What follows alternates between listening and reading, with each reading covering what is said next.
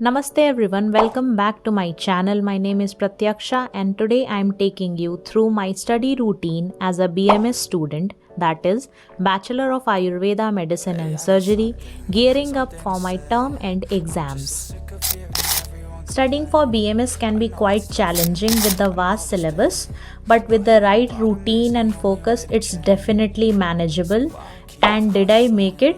Well, you have to see this complete vlog to know more about it. So if you are also preparing for your exams or just want to see what a day in a life of a BMS student looks like, keep watching.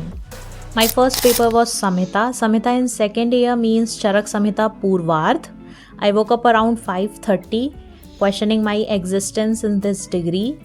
I had 3 hours to revise whatever I have studied in past 6 months. I revised all my short notes, whatever I had, and then went to give my exams. ये मेरे को ना यही सब याद आएगा। अंगार था, एक ये था, कुटी में ऐसे था, इसमें गड्ढा था, कूप गड्ढा, करशु में गड्ढा, करशु में गोल वाला गड्ढा, कुटी में चलते हैं अंदर ना क्लास में। अरे मेरे को देख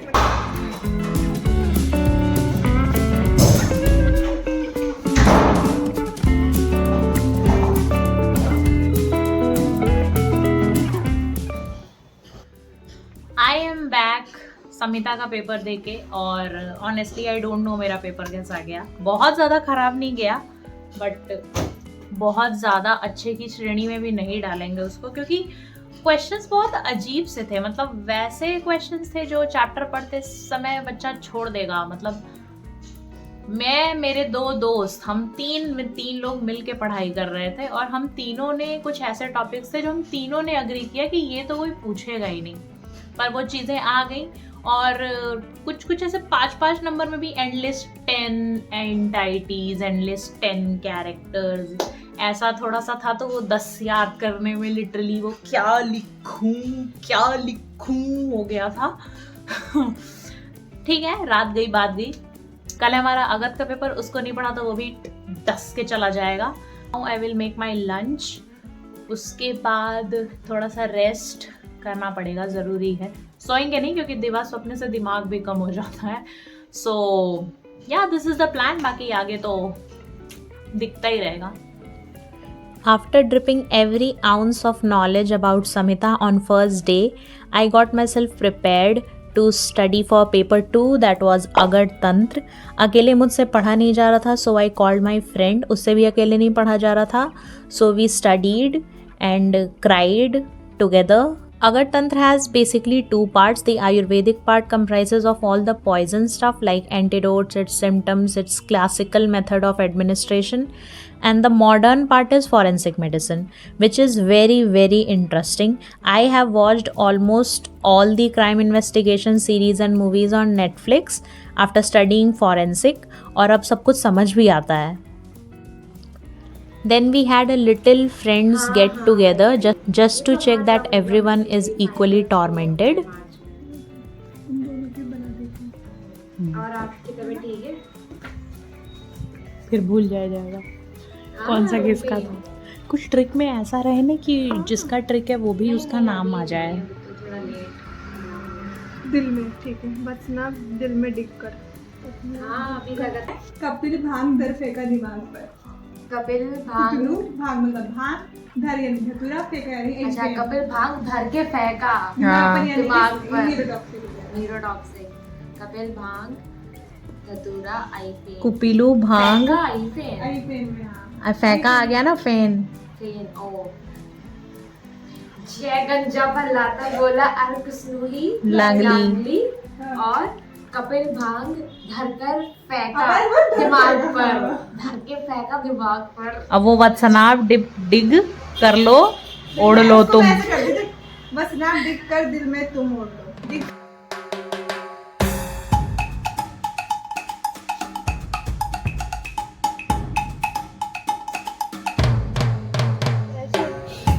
राहुल को देखो,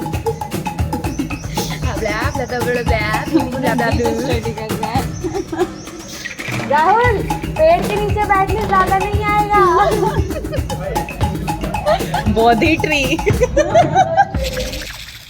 If you are a BMS fellow, then probably you know how overwhelming it can be memorizing the countless drugs and their properties. For those who aren't familiar, DG is a vital part of Ayurvedic medicine where we study properties, effect, and therapeutic uses of various herbs, minerals, and other substances. Now, you would be thinking, तो problem क्या है? पढ़ लो. Well, there are so many of them. Each drug has its own set of qualities, action, and identification, and keeping track of all the information can get bit crazy and mess with your head. Hello everyone, I am back from my paper. और आज का paper इतना ज़्यादा अच्छा नहीं था क्योंकि मेरा एक LAQ छूट गया और एक दो SAQ में भी मैंने थोड़े से गड़बड़ी कर दी है। So I was not very happy जब मैं पेपर दे के आई बाहर। बट फिर ठीक है, थोड़ा दोस्तों से बात करा, थोड़ा सा मूड चिल विल करा तो ठीक हो गया। इतना ज़्यादा अब लोड नहीं है छाती पे। बट मुझे कल के पेपर में आज वाली सारे जो कैजुअलिटीज़ हुई हैं उनको ठीक करना है, क्योंकि है तो वैसे टर्मिनल का एग्ज़ाम, इतना ज़्यादा इम्पॉर्टेंट नहीं होता है कुछ भी। होता है ना कि खुद के लिए यू विल डू इट, क्योंकि आज के एग्ज़ाम में भी अगध में भी कुछ ऐसा ब्लंडर वाला गलती नहीं था, थोड़ा सा बस कामचोरी का नतीजा था। आधे घंटे पहले जो अलार्म वो स्नूज़ पे गया उसको थोड़ा वो चीज़ वहाँ थोड़ा वो टॉपिक पढ़ लिया जाता तो शायद आज हो जाता। तो या that's for that very reason I am disappointed by my self. वो रायता फैलाया मैंने आज, वो मैं उसको थोड़ा संभाल सकूँ खुद के लिए, मेरी आंतरिक शांति के लिए। I don't run for marks और I have to be on the top, ऐसा कुछ नहीं है। But that satisfaction you get from your own hard work, मुझे वो करना है। Because for that reason I felt disappointed today कि मैं नहीं कर पाई वाला वो अटक गया है अभी। तो let's see how much we can do that. Let's see क्या कल पेपर दे के आऊँगी, बता दूंगी कैसा हुआ। Even when you feel low, you can still go. Even when you feel slow, you can still go. Even when there's no hope, you can still go. I never answer to no, man, I still go. Go, go, go, go, go, go, go, go, go, go, go, go, yeah, go, go, go. Hustle hard, hustle every single day. I woke up at 6 क्योंकि 5 बजे का alarm snooze हो गया था गलती से। Then I revise all the important drugs with the speed of 100 words पर second.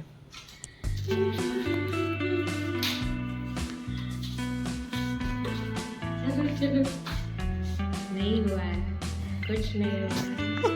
It's all mixed up. ऐसे बोल के लोग टॉप कर देते हैं। अरे चल 15 में 12 नंबर ला देते हैं। चुप रहे। कुछ नहीं हुआ है, कुछ नहीं हुआ है बोल के मैं उनमें से नहीं 14 नंबर आ जाते हैं DG मेरे में। कब 14 आए भाई?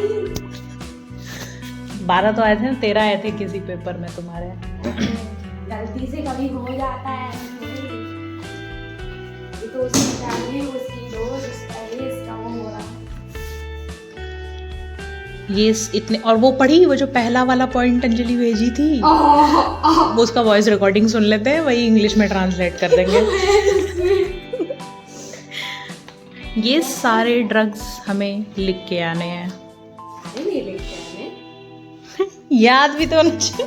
हाँ करेक्ट, सारे नहीं लिख के आने हैं। पर के साथ मैं निकल गई बाहर।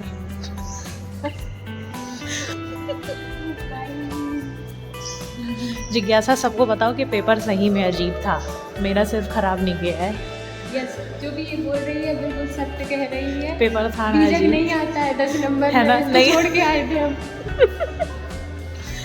किसी को नहीं आता है बीजक 10 नंबर में। I was completely prepare for हरितिकी, गुगलू, आमले की एंड चलो bye. I am back from my exam और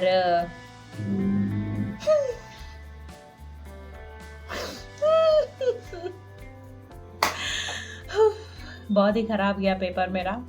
मैंने सब कुछ बहुत ही इम्पॉर्टेंट है, बस 60 ड्रग में जो 30 इम्पॉर्टेंट बताए गए थे मैंने उनको दिल से पढ़ा था, दिल से, लिटरली दिल से, एकदम इज्जत से। गुगलू, गोक्षूर, हरिद्रा और आमले की, हरितिकी, ये सब मतलब आत्मा में बसा लिया था मैंने सब कुछ। और 10 नंबर में ये सारे डिजर्व भी करते हैं कि हाँ इनको मिलना चाहिए वो वेटेज की 10 नंबर में पूछे जाए, बट बीजक पूछ लिया गया तो वो तो नहीं आ रहा था मुझे। बाकी बस वही नहीं आ रहा था, और भी छोटी छोटी बहुत सारी चीज़ें जो न्यूमेरिक चीज़ें थी वो मुझे ज़्यादातर नहीं आ रही थी, जैसे डोज, थेरेप्यूटिक डोज, या फिर कोई स्पेसिफिक कर्म लिखना हो। अब बुक में तो ऐसे देखते हैं दीपन पाचन, रुच त्वच, तो वो वहाँ पे नहीं है, अलग अलग 4 ड्रग्स के कर्म चारों के सेम लिखे हैं मैंने, सेम। बस चंदन में था तो थोड़ा दावा लिख दिया, थोड़ा सा युक्ति लगे, पूरी युक्ति, मतलब चरकाचार्य जो बोलते हैं ना कि युक्ति के हिसाब से आपको औषधि देनी है, वो पूरी युक्ति एक बच्चा डीजी के एग्जाम में लगाता है कि भाई इसका वीर शीत था तो इसको यहाँ दे सकते हैं, ये स्वेलिंग कम कर रहा था, इस शोधहर में दे सकते हैं। सब पूरी युक्ति जितनी मेरे अंदर थी मैंने लगा दिया। बाकी हाँ बस यही था, मैंने पढ़ा तो था बट ठीक है, बहुत अजीब सा, बहुत मतलब हाँ ठीक है, मतलब ठीक है, काफ़ी ख़राब गया, बट इससे हमें वो एक थोड़ा अंदाज़ा और वो थोड़ा पता चल जाता है कि अभी 60 ड्रग्स में ये हाल है तो फाइनल में जब 90 ड्रग्स आएंगे एक साथ तो फिर क्या होने वाला है।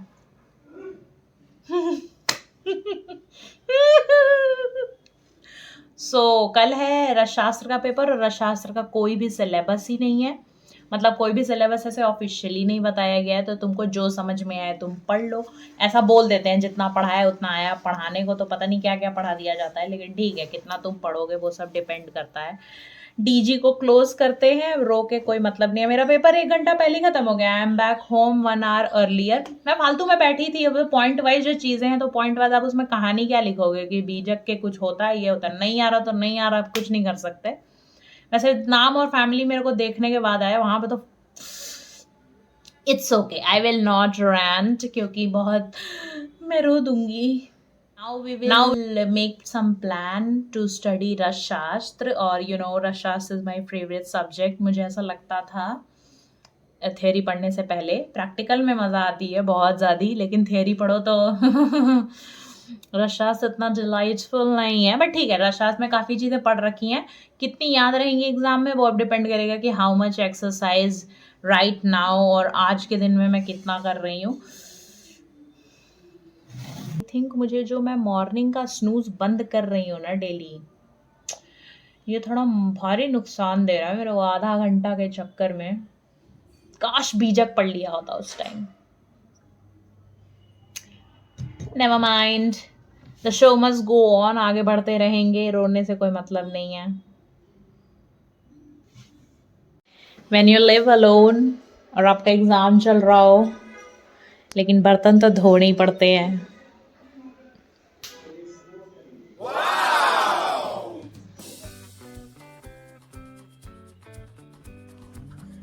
Now next we have my favorite subject, that is रसशास्त्र। I don't know why I made this my favorite subject, probably उस वक्त मैंने सिलेबस नहीं देखा था, but seriously Rasashastra is very interesting subject. बस एग्ज़ाम ना हो तो डीजी जैसा ही है बिल्कुल, बस वहाँ पौधे थे, यहाँ पे मेटल्स हैं। Here I am teaching this elephant, अब्रक, स्वर्ण, रजत and ताम्र। Teaching someone is the bestest way to revise anything. Do it with your friends. Trust me, you will never regret it. विद्या बांटने से बढ़ती है, and this is 100% true. Rasshastra is all about alchemy and preparation of Ayurvedic medicines using metals, minerals, and other compounds. Sounds interesting, right? But the first challenge is the sheer complexity of the subject. There are so many procedures, doses, properties to remember. Unlike herbal drugs, these substances are more complicated. You need to understand their chemical compositions, therapeutic use, even methods of purification before they can be used as a medicine. All these things make the subject quite overwhelming and tears in your eyes simultaneously.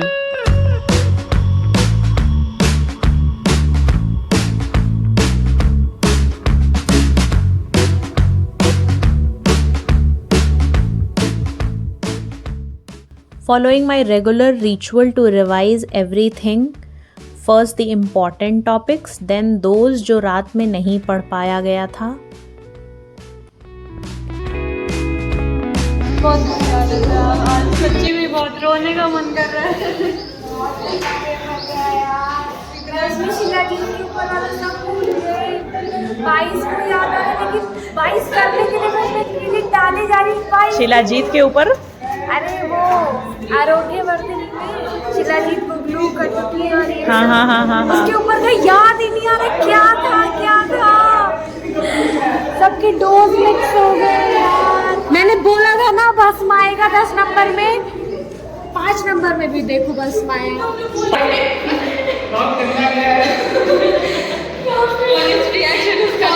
रशेश्वर बचा नहीं पाए, भगवान का हाथ नहीं था।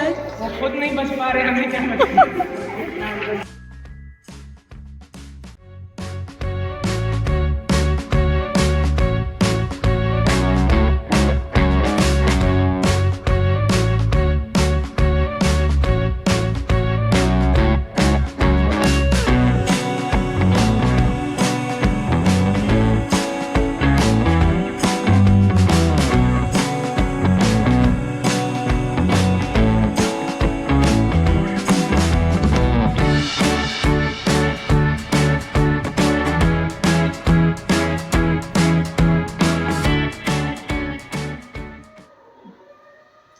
आज का paper was amazing with respect to teachers point of view. बहुत जल्दी पेपर चेक हो जाएगा क्योंकि कोई कुछ लिख ही नहीं पाया था।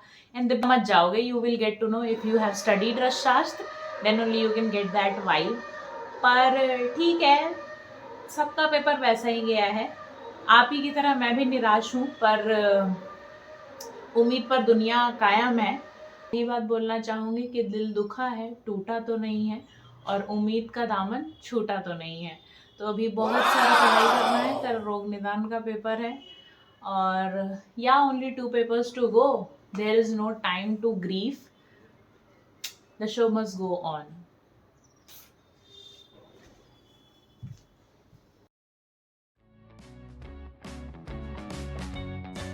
Now next we have in the queue is Rog Nidan, which is my least favorite subject. I don't like it at all. Rog Nidan is very exclusive subject dedicated only for the diagnostic part. The biggest challenge I face is memorizing all the diseases and their specific symptoms.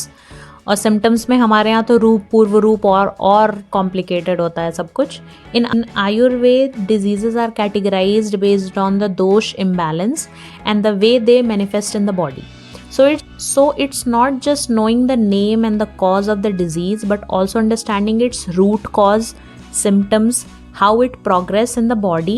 With so many diseases to learn and so many factors to remember, it's very hard to keep everything straight and portray the same thing in your paper.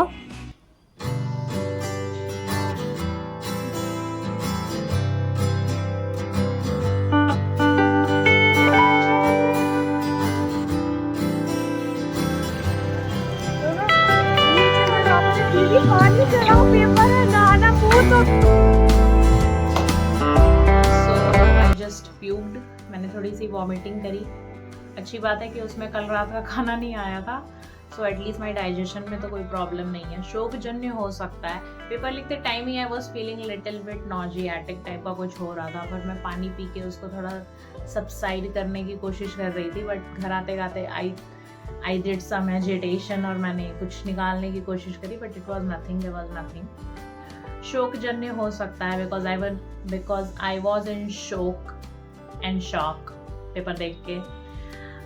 यार I read everything, okay, मैंने सब कुछ पढ़ा तो था, भले ही एक बार पढ़ा था, लेकिन पढ़ा तो सब था, बट कुछ याद क्यों नहीं आता है टाइम पे। आई वॉज सो पिस्ड मेरे दिमाग पे कि भाई तुझे तुम कल ही तो पढ़ी हो। मेरे दिमाग में वो पेज भी दिख रहा था मुझे कि हाँ यहाँ पे डिफरेंस दिया है शूल और दूसरे वाले के बीच में। मुझे वो टेबल भी दिख रहा है पिंक कलर का, पर अंदर वाला मैटर नहीं दिख रहा था मुझे। Why it happens? Last time पे इसीलिए शायद नहीं पढ़ा जाता है सब कुछ। कल है स्वस्तिविद का पेपर. अभी तो आई विल ड्रिंक सम लौंग का पानी, clove water. If you are nauseatic, clove water works wonderfully. So I will have it, then I will sleep. I think I need some sleep. उसके बाद देखा जाएगा. एक तो अभी I am suffering from that last paper syndrome, जिसमें आज के पेपर में भी I was suffering from second last paper syndrome. मेरा मन नहीं कर रहा था पढ़ने का कुछ भी. वो तो पढ़ लिया, फिर भी अब मुझे लग रहा है क्या ही सोच लेते, क्या मतलब लास्ट मोमेंट में वैसे भी पढ़ के तुमको कुछ याद आने वाला है नहीं. I have written only those things जो मैंने बहुत पहले पढ़ रखी थी, अच्छे से नोट्स बना के लिख रखी है ना, मैं वही अच्छे से लिख के आ पाई हूँ. और जितनी चीज़ें मैंने कल पढ़ी थी या दो तीन दिन पहले, जब भी एक हफ्ते पहले जो भी ऐसे ऐसे करके पढ़ी थी, वो सब ऐसे ही लिखा भी है. स्ट्रक्चर्ड आंसर राइटिंग उसकी कर भी नहीं पाई हूँ मैं. लेट्स होप कितना ही मार्क्स मिलेगा उस पर. Let's not talk about it. You can see pain and tiredness in my eyes. ये क्या लगे हैं? I'm sad. I am planning कि आज थोड़ा अलग पढ़ाई करेंगे, क्योंकि हर पेपर में आई यूज टू स्टडी अभी शाम के टाइम दैट पार्ट जो मैंने अभी तक पढ़ा नहीं होता है. बट आज कल के पेपर के लिए I will study first those part जो मेरे पास हैं, जिनके पास मेरे पास नोट्स हैं, जिनमें 1 से 2 बार मैंने पढ़ चुकी हूँ मैं. We will study from that. पहले हम वो पढ़ेंगे, उसके बाद हम स्विच करेंगे उन टॉपिक्स पे जो हमने कभी नहीं पढ़ा है अभी तक, मतलब जिनको फर्स्ट टाइम पढ़ना है. I don't know why I am doing this, लेकिन आज के पेपर में मेरे को थोड़ा सा एक रियलाइजेशन हुआ कि अगर आप अच्छे से रिवाइज ना करो तो जो आप पहले पढ़े रहते हो, जिनको आपने लिख रखा अपनी कॉपी में बढ़िया से टाइम इन्वेस्ट करके, फिर भी वो आपको काम नहीं आता. अगर if you haven't revised it for at least 2 times before giving the exam, तो मैं ये वाला काम नहीं होने देना चाहती कल के पेपर के लिए. So we will study first those parts जिसको हमने ऑलरेडी पढ़ रखा है.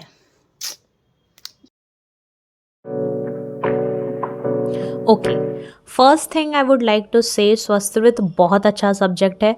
बस इनिशियली बच्चे इसको बहुत ज़्यादा ग्रांटेड लेते हैं, including me, but it is very good subject. It teaches you way of living, like literally what to eat, what to drink, how to eat, how to behave, everything. If you are genuinely interested in diet and nutrition, and if you are a health freak, you should dedicate your time into it. This subject will tell you about yoga, shatkarm, etc. And when you will study it, you will be so surprised to know the mind-boggling things our ancestors used to do in order to keep our body clean and healthy. By knowing about Shat Chakra, you will realize how ahead we were from the rest of the world in so many ways. अब ये सब था नहीं first term में ना, इसीलिए मैंने बहुत ज़्यादा ध्यान नहीं दिया, ठीक है. But now I will study it with all my heart. Last exam. लिखो कहानी, हमें ऐसे काटेगी लाल पेन चले अच्छा दादी. टर्म एग्जाम्स आर ओवर, पर ये एग्जाम एक अलग छाप छोड़ के जा रहा है हमारे जीवन में. पता नहीं तुम डाल देना. नहीं, अरे अच्छा गॉड हाँ, मतलब उसको नहीं देखो. So this is the summary video. आप लोग का कैसा पेपर गया, please share it with our friends. वो एक रील चल रहा है ना, मेरा एग्जाम खत्म, मेरा पेपर बहुत खराब हुआ, तो शाहरुख खान आके यू लगा के जा रहा है, पर एग्जाम खत्म हो गया है.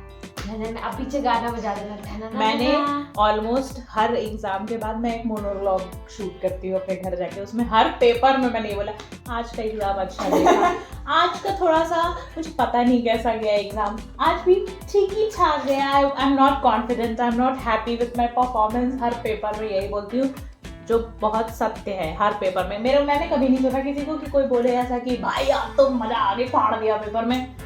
मेरे आसपास एटलीस्ट ये लोग नहीं है. शायद यही मेरे पतन का कारण है. चुप रहे, ये हो सकता है.